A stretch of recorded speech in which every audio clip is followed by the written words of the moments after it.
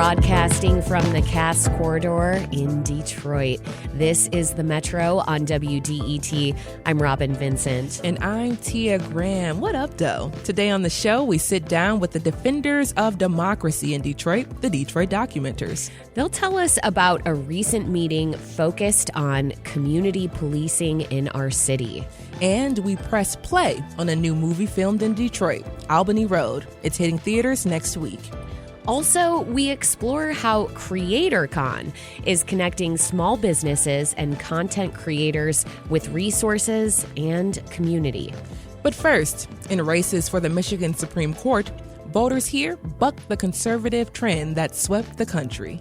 That's right, Tia. Democratic incumbent Kyra Harris Bolden and Democratic nominee Kimberly Ann Thomas handily defeated their Republican challengers, Patrick O'Grady and Andrew Fink, respectively. That means Democrats will keep their majority on the court.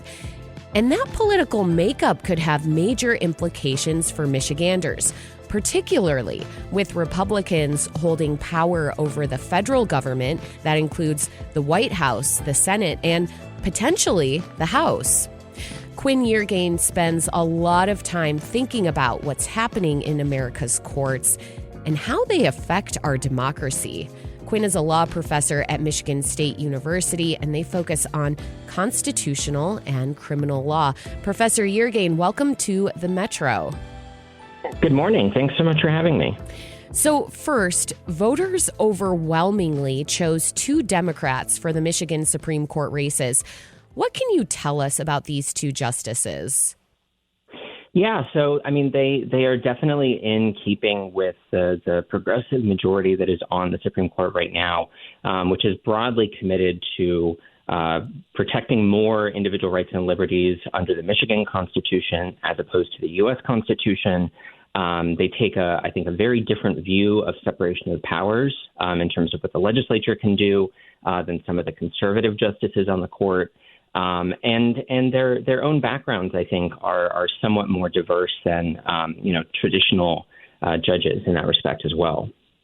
Now, is Michigan an outlier, I wonder, compared to other states, with the vast majority of voters selecting two Democratic justices amid this red wave that's sweeping the country? Well, I think I would disagree to some extent that a red wave swept the country. I think that there was certainly a lot of changes in how voters were approaching the election, but really these were changes at the margins for the most part, and you can really see that in state judicial elections around the country. Though there were some notable liberal or Democratic losses. Democrats took a substantial step back on the Ohio Supreme Court, likely on the North Carolina Supreme Court. But saw some notable successes around the country as well. To some extent, it's possible that voters might be able to disaggregate, voting for a Republican for, let's say, president or for the U.S. Senate from voting for a conservative or Republican-affiliated candidate for a judicial position, just because the stakes are a little bit different. And voters historically, might be inclined to split their ballot on federal elections versus state elections. So if I'm hearing you right, Professor Yeargain, what you're saying is it's nuanced. It's not cut and dry. It's not red versus blue necessarily. One thing, though, that does feel pretty squarely within the progressive playbook is that both Democratic-backed justices ran campaigns strongly focused on reproductive rights.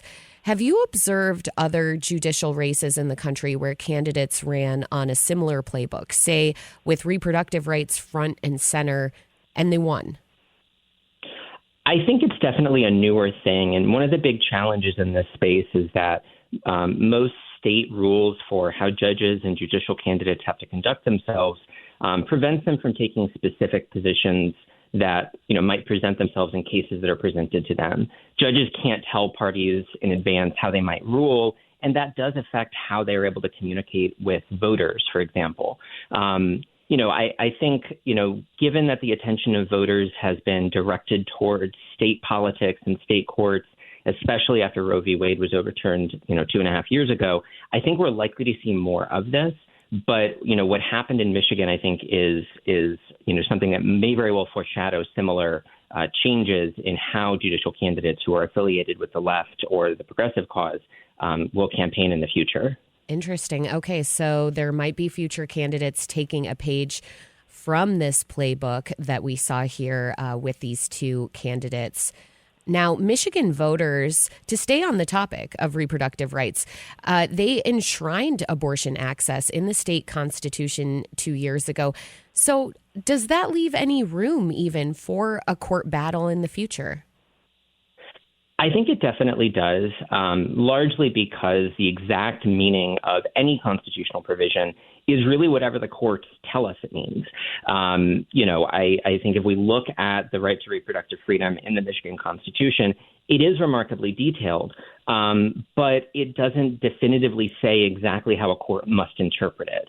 We see this all the time with federal courts, state courts in other states where, even very clear provisions are sometimes given, something less than their full meaning. So, yes, I think that this is definitely something that will continue to be an issue in Michigan judicial elections, as well as, interpreting any other provision of the Constitution. Constitutional text, even when it is super, super clear, really only has the meaning that courts actually afford it in practice. You're listening to the Metro on WDET. I'm Robin Vincent with Tia Graham. We're speaking with Michigan State University law professor Quinn Yeargain about the results of the Michigan Supreme Court races. Now, Professor Yeargain, I wonder if you could talk about some of the previous cases the Michigan Supreme Court weighed in on that have had a really big impact on people's lives in Michigan. Yeah, so one of the really big cases that took place earlier this year, or was decided earlier this year, involved kind of a complex issue, but one with very tangible stakes. In Michigan, voters are able to initiate statutes themselves. They're able to gather signatures and put measures on the ballot. But the legislature has the power, if it wants to, once voters have gathered those signatures, to enact the law itself. And when voters, attempted to do that several years ago, the Republican legislature at the time enacted the statutes, taking them off the ballot, and then significantly gutted them after the fact, preventing voters from having a say on them, but also negating their effect. Earlier this year, the Michigan Supreme Court stepped in and in a closely divided opinion, said that the legislature was without the power to do that in that instance, and restored those laws. And that's something that, is going to have a big impact on voters or on residents of Michigan, because that relates to the minimum wage, it relates to sick time, and those are very tangible stakes. Some of the other decisions have related to the rights of criminal defendants in a variety of different contexts. For example, thinking about what the Michigan Constitution's prohibition on cruel or unusual punishment means, and how that relates to youth sentencing restrictions. I think there's a lot of issues that will continue to come before the Michigan Supreme Court with respect to the powers of the legislature, the powers of the voters in the direct democracy context, and the rights and liberties of individual people, whether it's in the context of criminal defendants or prisoners, or in the context of voters' rights, free speech rights, abortion rights, and so on. So to talk about this more plainly, the courts really can interpret the Constitution in a way that they want to, or shall I say the justices can do so. Yeah, the way that I typically, talk about this is to say that, when we think about rights and liberties under the Constitution of the United States, that sets a floor for what states have to respect themselves. But every state in the country has its own constitution with its own Bill of Rights. And the Supreme Courts in those states are absolutely empowered to interpret those rights to give people stronger and broader protections than the U.S. Constitution does. Many states have done this in a variety of different contexts, and Michigan is one of them, not just in the last few years with the Democratic majority, but for a while, for decades. And so, yeah, it is absolutely the case that in Michigan, the rights and liberties in the Michigan Constitution have different meanings than comparable rights in the U.S. Constitution's Bill of Rights. So more and more, it really matters what state you live in within the United States. That really can determine so much about your rights, your quality of life? I mean, would you say increasingly we're living in a time where that is the case? I definitely think so. And I mean, I think there's a lot of explanations to that. I think ideological and political polarization has increased dramatically in recent years, such that a person's day-to-day experience might even be different in one state versus another. I think things like, COVID and the health crisis that resulted from that, and especially in terms of how states responded, the political culture around that, as well as Roe v. Wade being overturned and there being different rights to abortion or not in different states, as well as increasing cultural panic over LGBT rights, which effectively means that, people's rights are radically different depending on the state. People's ability to live honestly as who they are radically differs depending on the state. And I think, that there's aspects of that can be good. Insofar as, the political culture of a state might be such that people want to enjoy a different level of protection from government action. They might want to enjoy different policies. But on the other hand, when somebody's basic humanity differs depending on which side of a state border they're on, that's deeply problematic. And that's not something that has an easy solution to it. That's right. I mean, I think about when I was Professor Yergain living in Wyoming and then I moved to Colorado, just crossing that state border. When I think about the climate for LGBTQ folks in Wyoming versus Colorado and what a stark difference it was. And it felt sort of shocking in a way that geographically these two states could be so close together, yet the laws on the books, what was enshrined in Colorado to protect LGBTQ folks versus in Wyoming, which was virtually nothing, it was quite striking to me. So that's a great point to bring up. Now, since I have you, a law professor, on the line, I wonder if you could give us a window into how you'll be discussing Michigan's Supreme Court in your classes. Well, my main area of focus is state constitutional law. And so I think about state constitutions and the Michigan constitutional law. And this semester I'm teaching U.S. constitutional law, which is a challenging time to teach it in this particular environment. But one of the things that I've been emphasizing to my students is we, read decisions and, they feel positively or negatively about the decisions, either in terms of the process that the court used to reach its outcome or the outcome itself. I always remind them that when we're thinking about rights and liberties, when we're thinking about the powers of the legislature, the executive, and so on, that just because the federal government and the federal courts do things one way does not mean that states have to do it the same way.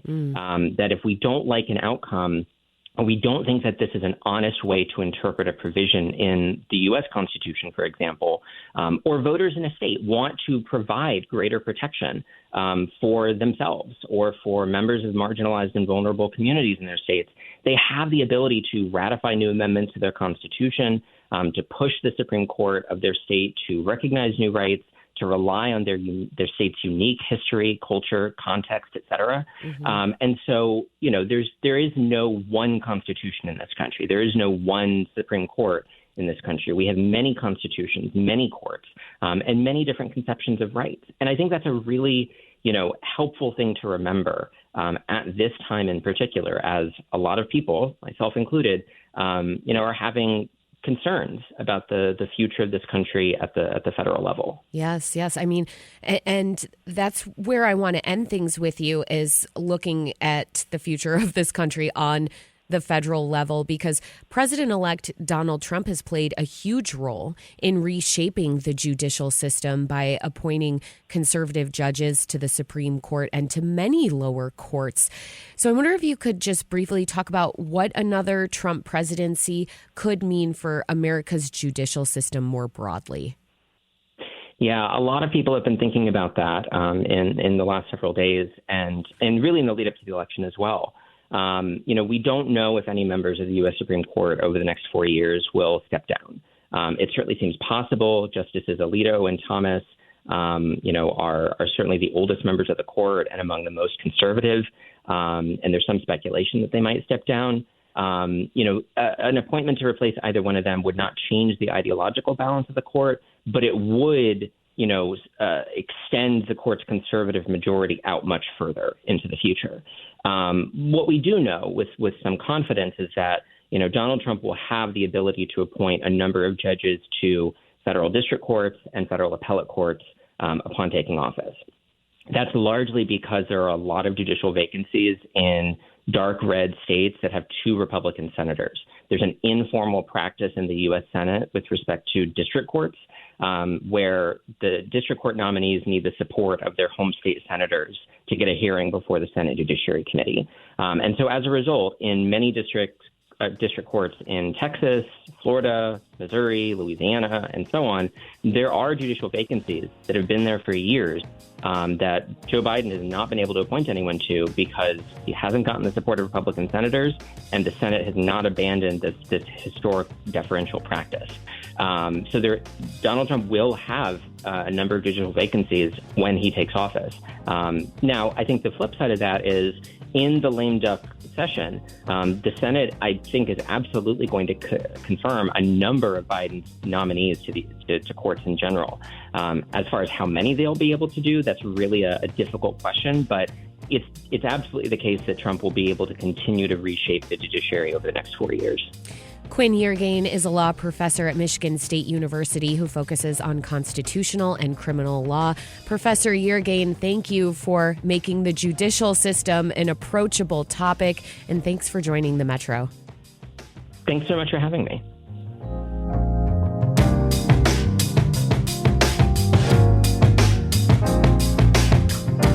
Coming up, we'll discuss how a local event is helping entrepreneurs in Detroit to up their game. You all stay right there.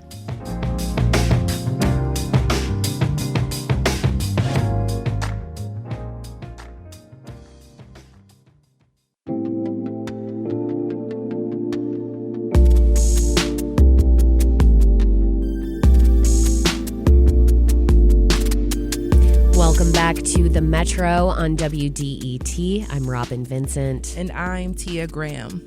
Starting a business can be tough, especially if you aren't familiar or understand how to get started. Some just don't have the connections that could support their growth. But for the last 3 years, CreatorCon has stepped up to fill in the gaps. This year, the 2-day conference will convene in Detroit at the Cambria Hotel. And attendees will learn about branding, the creative process, and so much more. And there will be some famous Detroiters there as well, including a performance from Detroit's Poet Laureate, Jessica Care Moore. Joining us now to talk more about CreatorCon is its founder, Robert Courtney. Robert is the owner of Robert Courtney & Associates, a digital marketing firm. Welcome to the Metro, Robert. Thank you so much for having me, Tia. Of course. And you are a native southeastern Michigander right around this area. So when I think about you being from this area and understanding what is needed, why did you come up with CreatorCon? CreatorCon, for us, is an opportunity to create a platform for Detroiters, Metro Detroiters, because there's so many conferences like CreatorCon that happens around the world. And we wanted to do something to shine a beacon, to kind of be a beacon of light for the rest of the country, that there's so many incredible, talented people here in Detroit. And so that was kind of the motivation and the inspiration around creating this platform. Yeah. So,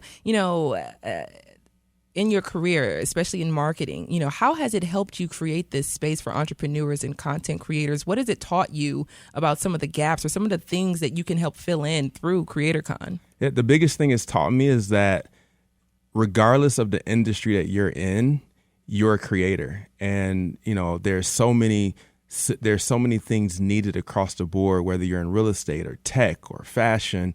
But a lot of times you operate in the same bubbles and you're around the same people. So CreatorCon is an opportunity to put all of these incredibly talented people in the same place at the same time so that they can network, learn, grow, collaborate.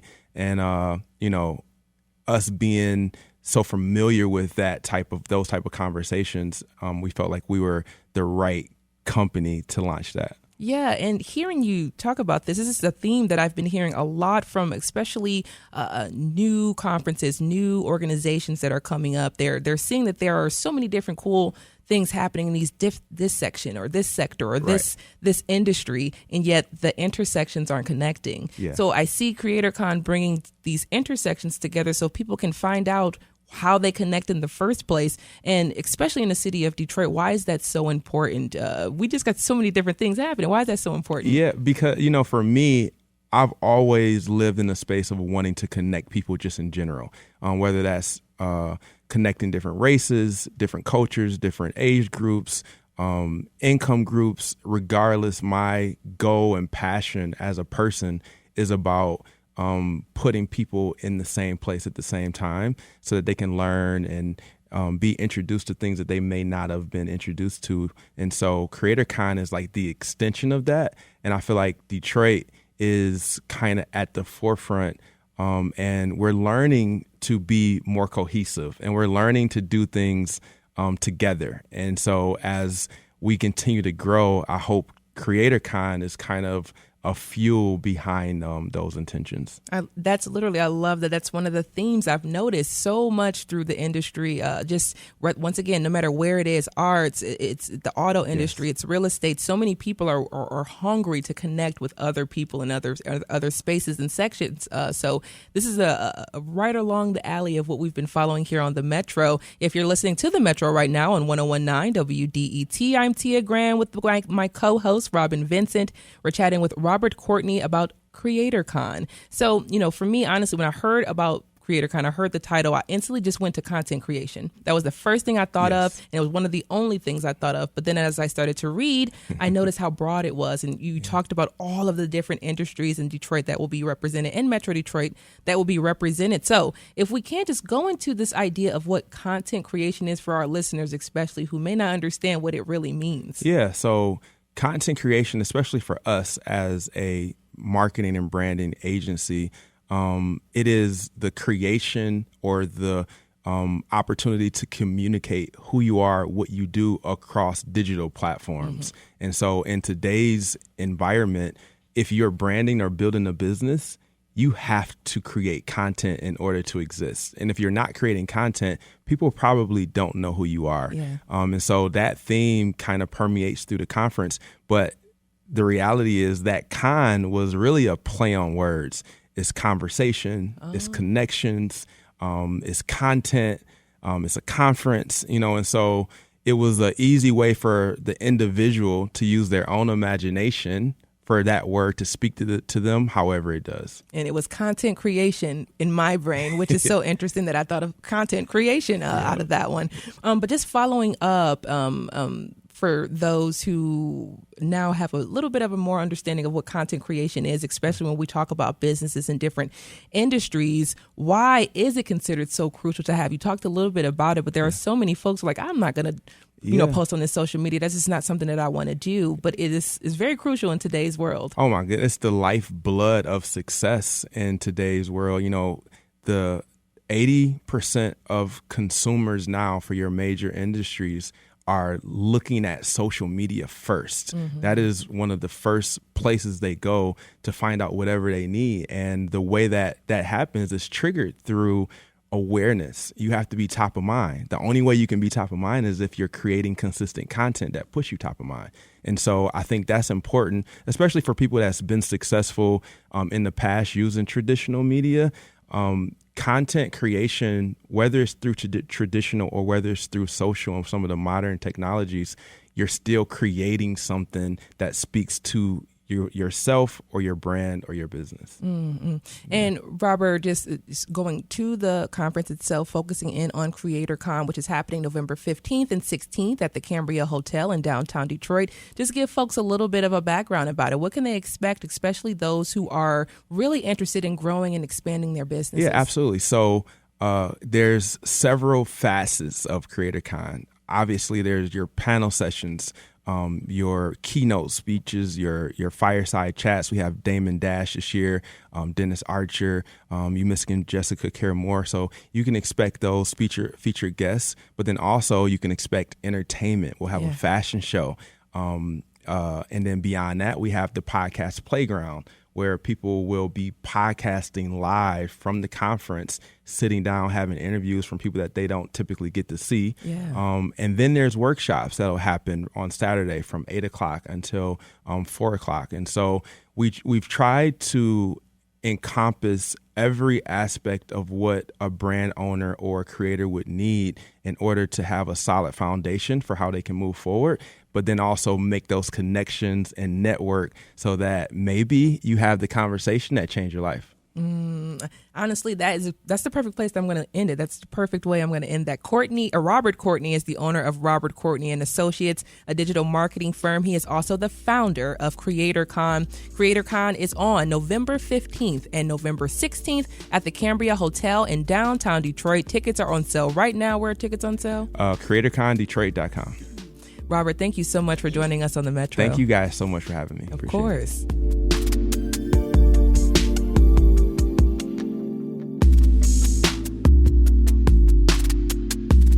From the WDET newsroom, Republicans have chosen Minority Leader Matt Hall to be the next Speaker of the Michigan House of Representatives. Hall says his party will have more leverage in bringing bills to a vote when it takes over the House next year. He accuses Democrats this season of trying to wear down Republicans by holding long votes on bills when they didn't have enough time to support among their own side to pass legislation. Coming up, we'll discuss a new film that explores how to navigate tricky family dynamics in the run-up to the holiday season. You all stay right there.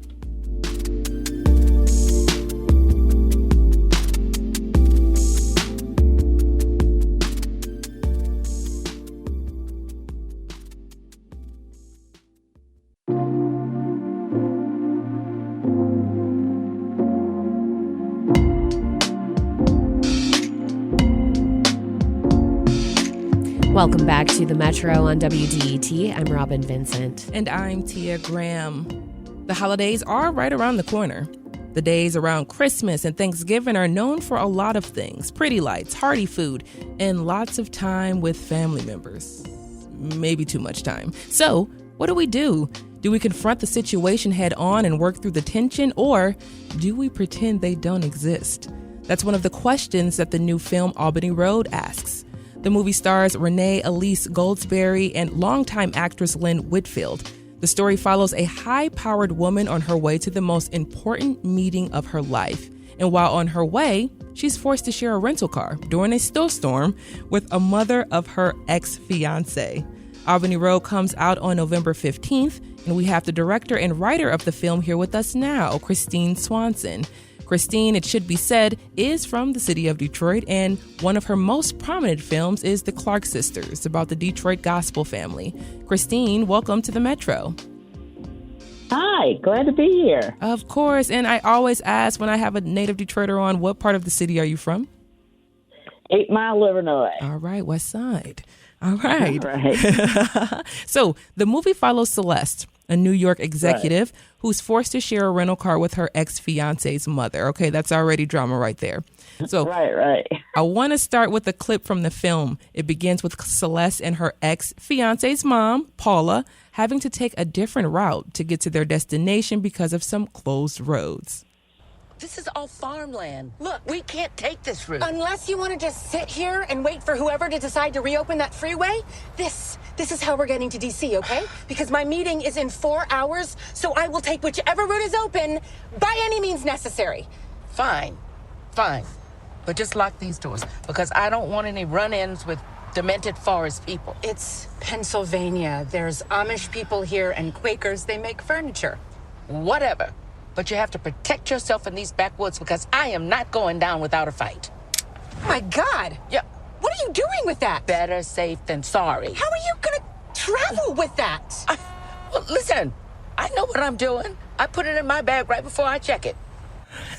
That was Paula whipping out a switchblade there. And there's a lot of levity in the film, and also a lot of conflict between people that were almost family with one another. So why did you want to write a movie that thrusted these characters into this kind of conflict? Well, I wanted to explore some serious themes, but I wanted to do it with comedy. So it's almost like a spoonful of sugar helps the medicine go down type of approach. Mm-hmm. So when you have someone who has great comedic timing, like Renée Elise Goldsberry, who's the original Angelica Schuyler from Hamilton, and then you match her up with the legendary Lynn Whitfield, most people are going to walk away thinking, I did not know Lynn Whitfield was this funny.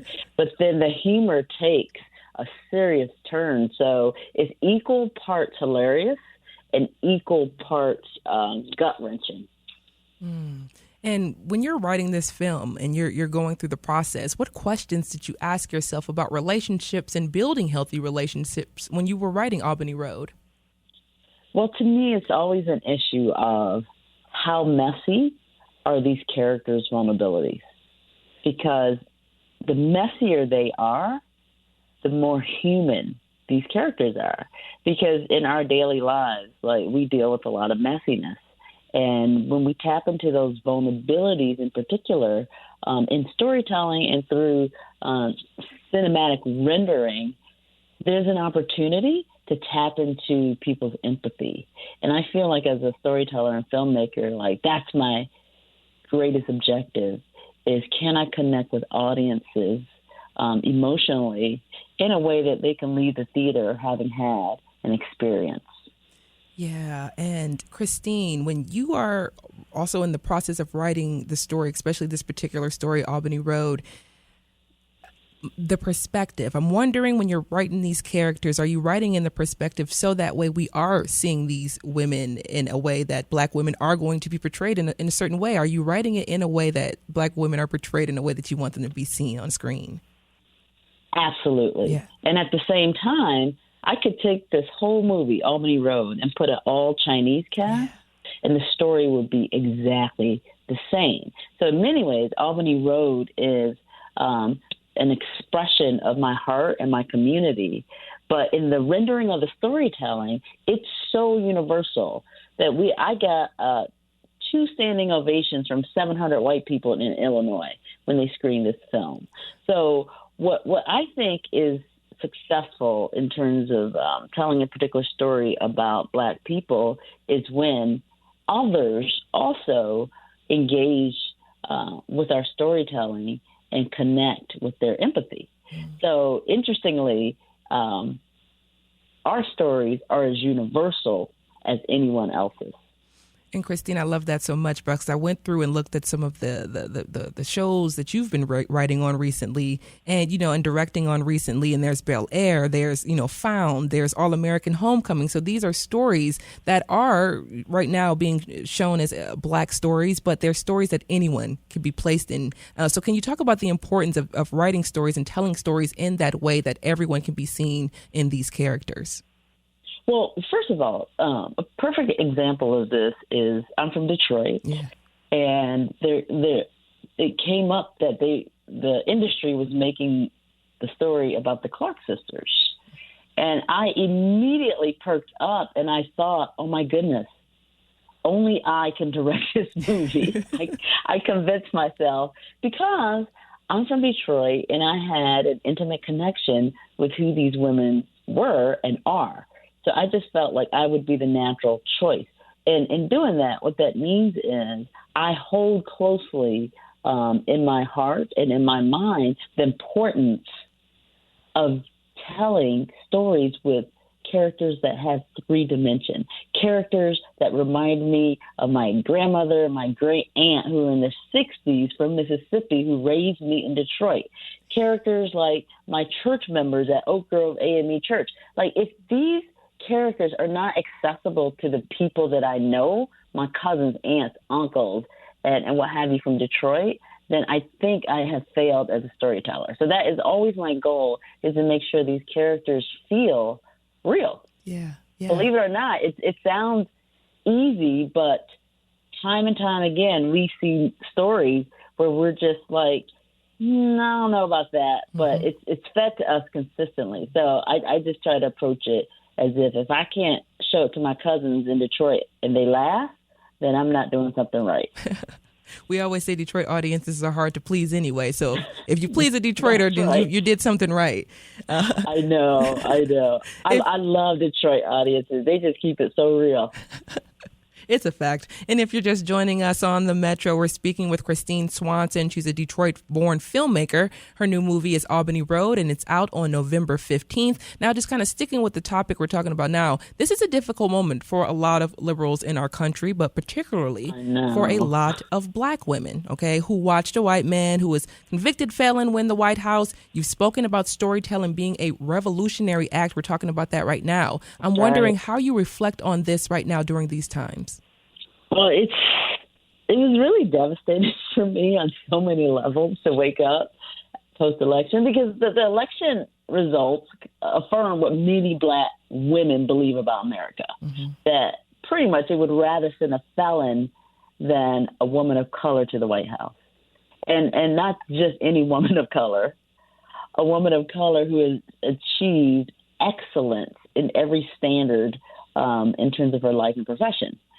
And to wake up with the realization that our best is not good enough is truly devastating. And for me, on multiple levels, because I have a daughter, a 16-year-old daughter, and the question is, what kind of world are we handing over to them? So instead of commiserating and feeling the depression, I feel like as an artist, this is the space. This is the kind of time where artists really shine.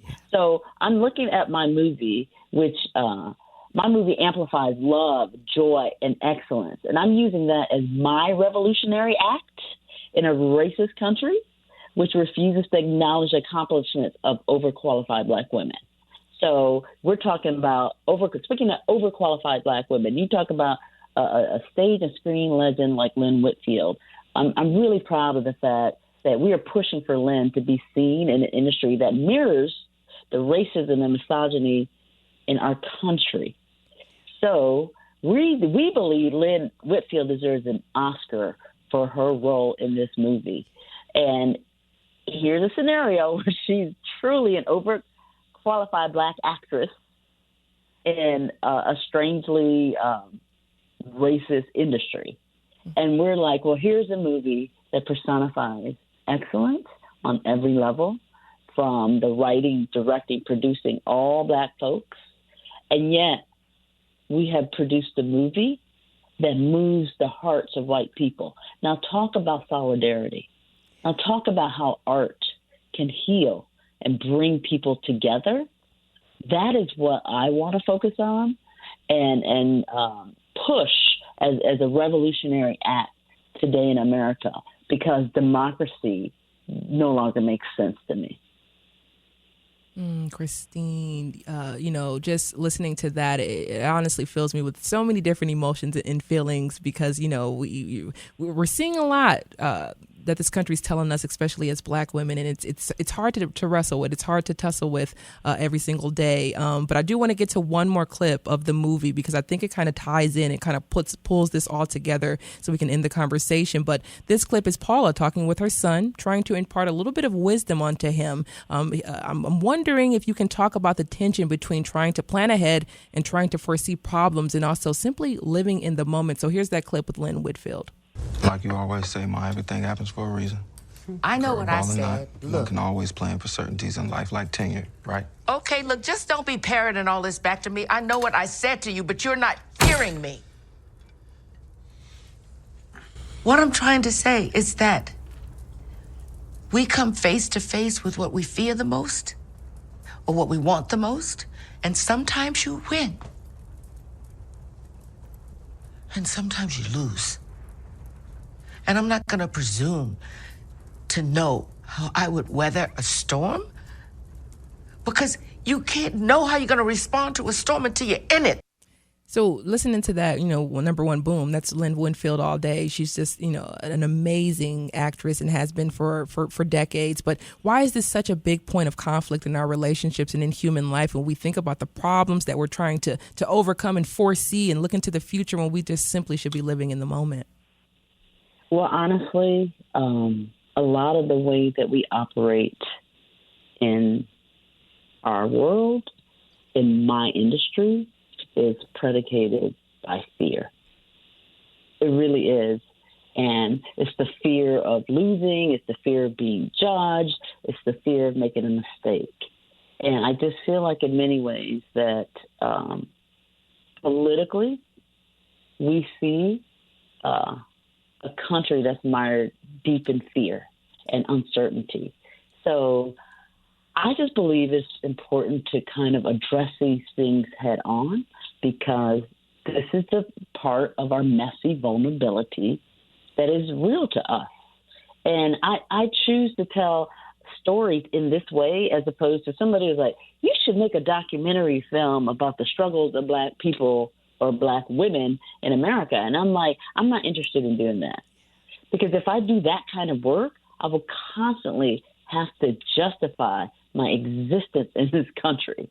So it's really soul crushing. So I try to make stories and movies that amplify our humanity in a way that the world and the industry overlooks. Mm-hmm. And for this particular movie, my husband and I, Michael Swanson, we had to self-finance and self-distribute this movie because the industry wouldn't take it on. So I'd rather focus on the complexities of my own community in a way that keeps me whole and healthy. So I'm in the trenches fighting the good fight every day. I just do it through great storytelling. So I can't try to convince the unconvinced of why I deserve a seat at the table because I'm too busy making my own table. Christine Swanson is a native Detroiter. You can hear it in her voice, and the director of Albany Road. Christine, thank you so much for joining us on the Metro. Albany Road will be available everywhere November 15th. In theaters. In theaters everywhere November 15th. Thank you so very much for joining us, Christine. Thank you so much.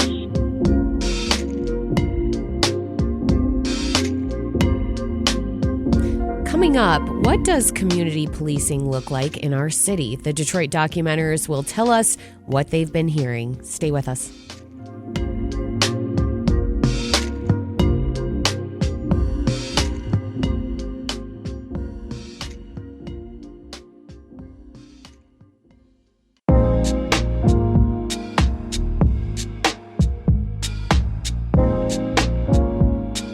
It's the Metro on WDET-FM. I'm Tia Graham. And I'm Robin Vincent. It's Detroit Documenters Friday on the Metro. The Detroit Documenters play a crucial role in improving our access to public information. They're at all the city's public meetings, taking thorough notes on what local officials and community members are saying. Recently, they spent some time at a different kind of meeting than what's normally on their docket. The meeting was part of University of Michigan's Poverty Solutions series, and this one focused on community violence intervention. It brought together Detroit's new interim police chief, Todd Bettison, with representatives from the city, from U of M, and one of the community groups that's receiving funding from the city's Shot Stoppers program. And we should mention Bettison recently stopped by the Metro to speak with our very own Tia Graham. You can find that conversation at WDET.org. Now, this meeting included one of the same themes that Tia touched on with Chief Bettison, and that is community policing. So here to tell us more is Detroit Documenter Perry Sylvester and Noah Kincaid, coordinator for the Detroit Documenters. Perry and Noah, welcome to the Metro. Hey, guys. Glad to be here. So first, Noah, this meeting differs from the regular city council and school board meetings that Detroit Documenters normally attend. So why was this one on your radar? Yeah, it can be easy to think that Detroit Documenters were only interested in what our government officials are doing, but that's not really true. We are interested in any issue affecting Detroiters. We find out a lot about those issues by attending government meetings, but this was interesting to us for a bunch of reasons. One, we really wanted to hear from Bettison now that he's been made the interim police chief. And then we wanted to hear from all these people who are heavily involved and steeped in this work of community violence intervention. University of Michigan puts on all kinds of great events and panel discussions and roundtables. And so it doesn't have to be a government meeting. If we can go document just a conversation, and we can learn from it and then share what we've learned with fellow Detroiters. That's what we do. It's part of taking the pulse of the community, not just being at the government meetings and making those accessible. Absolutely. Now, Perry, I want to bring you into the conversation. Let's talk about a theme that emerged from this meeting, and that's the community trust of police in Detroit. Let's hear from Zoe Kennedy of the community organization Force Detroit, and I'm going to have you comment on that next. If we're somewhere and law enforcement pulls up and we say, like, we got it, or they trust it. So that's not a sentiment you'll hear very often when it comes to the dynamics between communities of color and law enforcement. So, Perry, from Zoe Kennedy's perspective, I'm wondering, how did this kind of unique trust develop? Yes. Well, and first, I want to mention this is my understanding from what I heard and what I saw. Sure. You don't need the Perry filter. The full video is up on YouTube. You can also go to the Documenter's website and get the direct coverage on that too. And that's out through Outlier, correct? Correct. Yeah. Okay. Now, having said that, my sense was really his communicating that this is an experience very different in that the city and the police followed through on what they said they were going to do. They stayed in their lane. They didn't try to control everything. And they actively listened. When there was a request for tangible, material assistance, they provided the tangible material assistance. And so there was this sense of, oh, okay, okay, maybe this can work. Okay. Definitely a unique dynamic to describe. You're listening to the Metro on WDET, Detroit Public Radio. I'm Robin Vincent with Tia Graham. We're speaking with Detroit documenters Noah Kincaid and Perry Sylvester about violence intervention in Detroit and how cops and communities can come together. Now, Perry, another salient point from this meeting that emerged was the autonomy of the Shot Stoppers program. Could you remind us what that program is first? Well, the Shot Stoppers, this is something that has come about with the city working with a series of community organizations, and they went through this very elaborate and thorough application process. And all these community organizations are in areas that have, statistically, just a tremendous amount of violence. They're providing various different material aid, but really they're also trying to figure out what works. How does this work? How do we go ahead and measure this? Okay. And back to you, Noah. So the Shot Stoppers program has shown some major reductions in violent crime in the city. Could you talk about that? Yeah, it really has. So they awarded money to like 6 of these organizations, quite a bit. It was, I think, $175,000 each quarter. And depending on how they were able, if they were able to bring down the number of shootings in their area, then there were bonuses up to double that amount. So 2 out of the 6 actually, Force Detroit on the west side and Detroit Friends and Family on the east side, brought them down by like 72%. Wow. Which was far more than just the average drop in Detroit shootings. Noah Kincaid is the Detroit Documenters coordinator, and Perry Sylvester is a Detroit documenter. Thank you both for joining the Metro. Thanks for having us. That's the Metro for Friday, November 8th. The show is produced by Sam Corey, David Lyons, and Jack Philbrandt, with additional support from Dorothy Jones. Our engineer is Nate Bender, music by Sam Bobian and Will Sessions. This is WDET-FM, Detroit Public Radio, your connection to news, music, and conversation. Thanks for listening.